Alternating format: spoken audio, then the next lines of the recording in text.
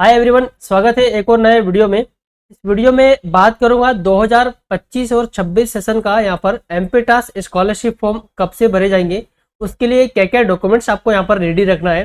साथ ही मैं आपको बताऊंगा कि एमपीटास प्रोफाइल अगर अभी तक किसी ने नहीं बनाया तो वो कैसे प्रोफाइल बना सकता है। एमपीटास प्रोफाइल में काफी सारी चीजें यहाँ पर अपडेट हुई, तो अगर आपने एमपीटास की प्रोफाइल बना लिए पहले तो वो कैसे इसको उस प्रोफाइल में क्या क्या अपडेशन आपको करना है, क्या क्या आपको यहाँ पर आपको तैयार रखना पहले से। इसकी जो स्कॉलरशिप फॉर्म है वो कब से भराने वाले हैं, मैं आपको इस वीडियो में पूरी कंप्लीट इन्फॉर्मेशन आपको बताने की कोशिश करूंगा। 2025 और 26 सेशन का यहाँ पर यूजी और पीजी यहाँ पर आपका एनसीटी जो कोर्स होता है, तो उनकी जो स्कॉलरशिप फॉर्म है जो कब से भराने वाले हैं, मैं इस वीडियो में पूरी इन्फॉर्मेशन आपको बताने की कोशिश करूंगा। वीडियो पसंद आए तो वीडियो को शेयर जरूर कर दीजिएगा।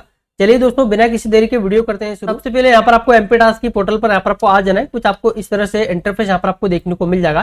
यहाँ पर आप देख सकते हैं, अगर 2025 और 26 सेशन का अगर कोई स्कॉलरशिप फॉर्म भर रहा है, अगर किसी ने पहले से एमपीटास की प्रोफाइल बना ली है, उसको क्या अपडेट करना। अगर कोई नई प्रोफाइल यहाँ पर बना रहा है तो सबसे पहले नई प्रोफाइल बनाने के लिए नया हितग्राही प्रोफाइल पंजीकरण यहाँ पर आप देख सकते हैं। इस तरह से आपको ऑप्शन आपको देखने को मिल जाता है। तो अगर अभी तक किसी ने नई प्रोफाइल नहीं बनाई है तो आप ये वाला वीडियो जाकर वहां पर देख सकते हैं। सबसे पहले आपको एमपीटास की प्रोफाइल आपको यहाँ पर बना लेना है। एमपीटास की प्रोफाइल बनाएंगे, उसके बाद ही वहां पर आप स्कॉलरशिप के लिए फॉर्म भर पाएंगे। चाहे अगर आप आवास का फॉर्म भरना या फिर आपका एमपीटास स्कॉलरशिप फॉर्म भरना, तो भी यहाँ पर आपको एमपीटास की आपकी हितग्राही प्रोफाइल आपको बनाना कंपलसरी है। सबसे पहले यहाँ पर आप देख सकते हैं कि आपको इस तरह से प्रोफाइल आपको लॉगिन यहाँ पर कर लेना है। तो एमपीटास की प्रोफाइल में अपडेट करना है। काफी टाइम से अगर किसी ने प्रोफाइल को अपडेट नहीं करा है तो यहाँ पर आपको अपडेट करना है। अपडेट करने के लिए यहाँ पर आपको माई प्रोफाइल वाला ऑप्शन आपको क्लिक करना है। यहाँ पर आपको 2-3 यहाँ पर ऑप्शन आपको देखने को मिलता है। सबसे पहले प्रिंट प्रोफाइल वाला ऑप्शन पे क्लिक करेंगे, आपको प्रोफाइल जो यहाँ पर आपको प्रिंट हो जाएगी। अगर आप किसी ने पासवर्ड चेंज करना चाहे पासवर्ड यहाँ पर चेंज कर सकते हैं। सबसे मोस्ट इंपोर्टेंट चीज ये यहाँ पर आपको एमपीसीआई का स्टेटस आपको यहाँ पर चेक करना है। एमपीटास की प्रोफाइल के अंदर में आपको यहाँ पर एनपीसीआई स्टेटस क्यों चेक करना है यहाँ पर मैंडेटरी है, वो इसलिए क्योंकि आपके पास में मान लो 5 अकाउंट है, 5 बैंकों में आपने अलग अलग प्रकार के खाते आपने खुलवा रखे हैं। सभी खाते आपके आधार कार्ड से ओपन होते हैं, लेकिन आपके किसी एक ही खाते में डीबीटी प्लस आपका एनपीसीआई जो एक्टिवेट होता है, गवर्नमेंट का जो पैसा होता है वो डीबीटी और एनपीसीआई जिस भी अकाउंट से आपका आधार कार्ड से अकाउंट लिंक होगा, साथ में आपका एनपीसीआई एक्टिवेट होगा, उसी खाते में पैसा वहां पर चला जाता है।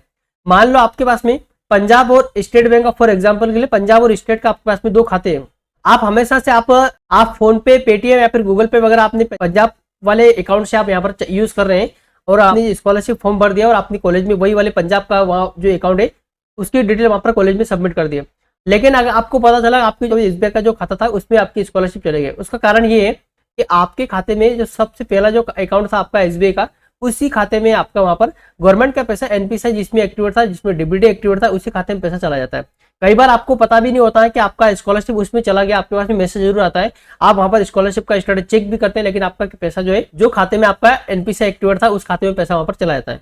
उसके बाद यहाँ पर आपको चेक स्टेटस वाले ऑप्शन पे क्लिक करेंगे, थोड़ा सा वेट करना है। यहाँ पर देख सकते हैं आपका आधार नंबर देखने को मिल जाएगा, आपका प्रोसेस जो स्टेटस है वो देखने को मिल जाएगा। उसके बाद आपका एनपीसीआई जो एक्टिवेट है आपको एक्टिवेट है। अगर किसी का यहाँ पर इनएक्टिव दिखाता है तो मतलब कि आपके आधार कार्ड से कोई भी अकाउंट लिंक नहीं है, आपका एनपीसीआई किसी भी खाते से लिंक नहीं है, वहां पर आपको इनएक्टिव दिखाता है। तो आपको ये एक्टिव होना जरूरी है, उसके बाद ही वहां पर आपको स्कॉलरशिप आती है। अगर आपकी प्रोफाइल में अगर कुछ अपडेशन करना है, जैसे कि अगर किसी समग्र आईडी में पहले आधार कार्ड में डेट ऑफ बर्थ गलत थी, वो समग्र आईडी में भी वही डेट ऑफ बर्थ होगी, उसके बाद में वापस से आपने आधार कार्ड में अपडेट कराया, फिर समग्र आईडी में आपने सही करवाया है, या फिर किसी को एड्रेस अपडेट करना है, किसी का मोबाइल नंबर अपनी प्रोफाइल में अपडेट करना है, तो यहाँ पर देख सकते हैं यहाँ पर लिखा है बेनिफिशियरी प्रोफाइल, इस वाले ऑप्शन पे आप क्लिक करेंगे। यहाँ पर आपको जैसे इस पर क्लिक करेंगे, ये नया पोर्टल यहाँ पर आया है, पोर्टल जो आया है नए पोर्टल के अकॉर्डिंग वहाँ पर आपको चेंज कर सकते हैं। पहले से मौजूद प्रोफाइल व्यक्तिगत की जानकारी यहाँ पर आपको देखने को मिल जाती है। ये 4 अलग अलग पार्ट होते हैं, तो सबसे पहले से मौजूद प्रोफाइल व्यक्तिगत जानकारी आपको देखने को मिलती है। अगर आप इसमें कुछ भी अगर आप यहाँ पर चेंज करना चाहते हो वो भी यहाँ पर चेंज कर सकते हैं। कुछ भी यहाँ पर आपको चेंज करना है तो इसके लिए आपको गेट अपडेट डिटेल करेंगे, उसके बाद जो समग्र आईडी रहेगी उस समग्र आईडी पे थ्रू यहाँ पर ओटीपी आपका जाएगा, ओटीपी डालेंगे, उसके बाद में यहाँ पर आपकी प्रोफाइल जो आपकी डिटेल अगर कुछ अपडेट करना चाहते हैं वहाँ पर अपडेट हो जाएगी। उसके बाद में सबसे मोस्ट इंपोर्टेंट जानकारी ये है कि यहाँ पर आपको अपडेट ओटीआर, ठीक है, यहाँ पर आप देख सकते हैं सबसे पहले एक नया जो अपडेट आया है, यहाँ पर आपको एनएसपी ओटीआर यहाँ पर करना सभी को मैंडेटरी कर दिया गया है। एनएसपी ओटीआर अभी तक अगर किसी ने नहीं किया है तो आप ये वाला वीडियो जाकर देख लीजिए, एनएसपी ओटीआर क्या होता है और एनएसपी ओटीआर कैसे करना है। मैंने आपको ऑलरेडी वीडियो बना चुका हूँ मैं कि अपर आईडी या फिर आपका एबीसी आईडी, उसका भी मैं वीडियो ऑलरेडी बना चुका हूँ। अगर कोई पहले से स्कॉलरशिप ले रहा है या फिर अभी वर्तमान में 2025 और 26 सेशन में कोई स्कॉलरशिप लेने वाला है, तो उसको भी यहाँ पर आपको एमपीटास प्रोफाइल पर आपको ओटीआर आपको वहां पर अपडेट करना मैंडेटरी है। ये सभी के लिए है। अगर किसी का 4 साल का कोर्स है या फिर किसी का 2 साल का कोर्स पूरा हो चुका है, वो स्कॉलरशिप पहले ले चुका है, तो भी उसको यहाँ पर NSP OTR यहाँ पर एमपीटास प्रोफाइल में आपको अपडेट करना जरूरी है। जो अगर कोई स्कॉलरशिप इस साल लेने वाला है उसको भी यहाँ पर आपको NSP OTR यहाँ पर आपको अपडेट करना जरूरी है। NSP OTR आपको एमपीटास पोर्टल पर कैसे अपडेट करना, उसका भी मैं ऑलरेडी ये वाला वीडियो बना चुका हूँ। ये आपको अपडेट करना जरूरी है, तभी आपको यहाँ पर स्कॉलरशिप आपको मिल पाएगी। आपको स्कॉलरशिप फॉर्म फिल करने के लिए क्या क्या आपके पास में रिक्वायरमेंट आपके पास में होना चाहिए। तो स्कॉलरशिप फॉर्म यहाँ पर देख सकते हैं अभी स्टार्ट हुए नहीं, यहाँ पर जो ये 24-25 सेशन लिखा आता है, इसकी जगह यहाँ पर आपको 25-26 यहाँ पर आपको सेशन लिखा रहेगा। ठीक है, आपको स्कॉलरशिप फॉर्म फिल करने के लिए क्या क्या डॉक्यूमेंट्स आपके पास में रिक्वायरमेंट होता है। तो सबसे पहले अगर आपने काउंसलिंग के थ्रू एडमिशन लिया है तो यहाँ पर आप देख सकते हैं कि आपको जो एप्लीकेशन नंबर होता है वो यहाँ पर होना जरूरी, क्योंकि इसमें आपका एडमिशन डेट और एडमिशन आईडी मेंशन होती है। तो एडमिशन आईडी आपका यहाँ पर एप्लीकेशन आईडी हो जाती है और आपकी जो एडमिशन डेट होती है वो यहाँ पर आपको ये देखने को आपको मिल जाती है। कई बार क्या होता है कि कुछ स्टूडेंट जो है वो डायरेक्टली कॉलेज के थ्रू एडमिशन लेते हैं, तो कॉलेज वाले वहाँ पर आपको उनका रजिस्ट्रेशन करते हैं। हो सकता है उनका एनरोलमेंट नंबर या फिर जो एप्लीकेशन नंबर होता है वो उनकी वहाँ पर एडमिशन आईडी होती है। तो ये सभी की अलग अलग हो सकती है, सभी यूनिवर्सिटी की अलग अलग वहाँ पर हो सकती है। मोस्टली केसेस में यहाँ पर अगर काउंसलिंग के थ्रू अगर आप एडमिशन लेते हैं तो वहाँ पर आपको आपकी एप्लीकेशन आईडी वहाँ पर आपकी होती है। साथ में आपका इनकम सर्टिफिकेट आपका होना चाहिए। इनकम सर्टिफिकेट आपका जो एक्सपायर वाला नहीं होना चाहिए, जो 3 साल के लिए होता है, वैलिड वाला होना चाहिए। तो इनकम सर्टिफिकेट अगर आपके मदर फादर दोनों में से अगर कोई एक व्यक्ति नहीं है तो आपको मदर नहीं है तो फादर का बना सकते हो, फादर अगर नहीं है तो आपको मदर का वहाँ पर इनकम सर्टिफिकेट आपको बना सकते हैं। खुद का इनकम सर्टिफिकेट वहाँ पर आपको नहीं लगाना है। खुद का लगाने पर क्या होता है, आप अगर खुद कमाने के लिए आप एलिजिबल हो जाते हैं फिर आपको गवर्नमेंट को आपको स्कॉलरशिप देने की जरूरत नहीं होती है। इसलिए आपको अपने पेरेंट्स या फिर अपने हस्बैंड का वहाँ पर आपको इनकम सर्टिफिकेट आपको लगाना है, खुद का इनकम सर्टिफिकेट आपको नहीं लगाना है। 2025 और 26 सेशन का स्कॉलरशिप कब स्टार्ट होगा, 15 जनवरी से यहाँ पर 2024-25 सेशन का यहाँ पर स्कॉलरशिप फॉर्म स्टार्ट हो गया। इस बार भी 25 और 26 सेशन का स्कॉलरशिप जो फॉर्म स्टार्ट होंगे लगभग आपका दिसंबर के एंड में या फिर आपका जनवरी के फर्स्ट वीक में यहाँ पर स्टार्ट हो सकता है, क्योंकि अभी एडमिशन की प्रोसेस वहाँ पर चल रही है।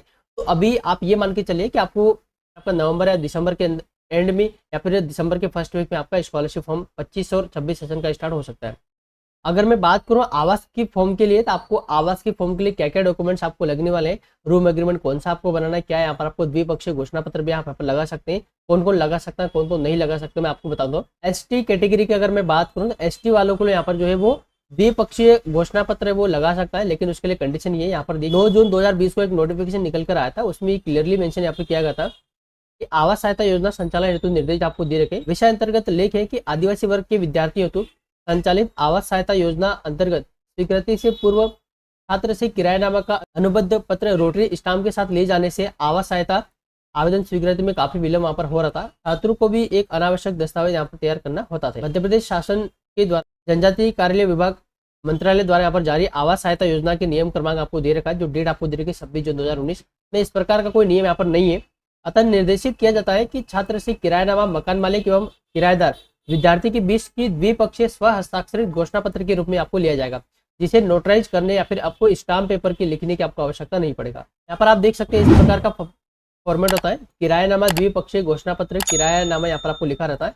ये आपको फिल करके सिर्फ ST कैटेगरी वाले, आप गवर्नमेंट कॉलेज हो चाहे आप प्राइवेट कॉलेज हो, आप में अपने जो रेंट एग्रीमेंट होता है उसकी जगह पर आप ये वाला जो घोषणा पत्र है वो यहाँ पर आपको फिल करके लगा सकते हैं, जिससे भी आपका आवास सहायता का वहाँ पर आपको लाभ मिल जाएगा। कुछ कॉलेजेस वाले होते हैं जो गवर्नमेंट कॉलेज वाले होते हैं वो एक्सेप्ट नहीं करते, तो फिर इसके लिए क्या करना है, आपको इस प्रकार का आपको एग्रीमेंट 100 रुपये के स्टाम्प पर आपको एग्रीमेंट वहाँ पर आपको बनवाना होता है। सिर्फ ST कैटेगरी वालों के लिए। SC वालों के लिए क्या होता है, आपको इस प्रकार का 100 रुपये का आपको स्टाम्प पर आपको रेंट एग्रीमेंट आपको बनाना पड़ेगा। किराएदारी का अनुबद्ध लेख आपको दे रेंट एग्रीमेंट, जिसको यहाँ पर देख सकते हैं। आपको इस प्रकार का जो है आपको 2 या 3 पेज का रेंट एग्रीमेंट होता है, उसको वहाँ पर आपको बनवाना होता है। रेंट एग्रीमेंट आपको अपने डिस्ट्रिक्ट को छोड़ के दूसरे डिस्ट्रिक्ट में या फिर अपने संभाग में ही अगर आप कॉलेज लेते हैं तो वहाँ पर आपको उस केसेस में आपको आवास सहायता का लाभ यहाँ पर आपको मिलता है। आवास सहायता का लाभ अपने डिस्ट्रिक्ट में लेकर भी आपको मिलता है, लेकिन फिर वो आपको कम मिलता है। कुल अमाउंट आपको 24,000 रुपये आपको नहीं मिलता है। पोस्ट मैट्रिक स्कॉलरशिप की अगर बात करूँ, यहाँ पर 2-3 नए ऑप्शन आपके सामने यहाँ पर आए हैं। नए ऑप्शन क्या है, यहाँ पर देख सकते हैं कि चेंज स्कॉलरशिप कोर्स। तो ये जो चेंज स्कॉलरशिप कोर्स है इसका मैं आपको आगे वीडियो में बात करूंगा, जब स्टार्ट होगा तब मैं इसके बारे में फुल डिटेल में आपको आगे वीडियो बनाकर मैं आपको बताऊंगा। इंस्टीट्यूट ट्रांसफर की अगर मैं बात करूँ, यहाँ पर एकेडमिक बेच मतलब कि यहाँ पर आपका आप अगर अपनी कोर्स को चेंज करना चाह रहे हैं तो कोर्स भी आप यहाँ पर चेंज कर सकते हैं। यहाँ पर आप अपनी कॉलेज को चेंज करना चाह रहे हैं तो कॉलेज भी आप चेंज कर सकते हैं। स्कॉलरशिप आपको वहाँ पर मिलती रहेगी, स्कॉलरशिप में कोई भी प्रॉब्लम नहीं आएगी। ये आपको आने वाले फ्यूचर में आपको देखने को मिलता है। तो दोस्तों वीडियो पसंद आए तो वीडियो को लाइक जरूर करिएगा, चैनल सब्सक्राइब जरूर करिएगा। मिलते हैं नए किसी और वीडियो के साथ में, तब तक के लिए धन्यवाद। जय हिंद।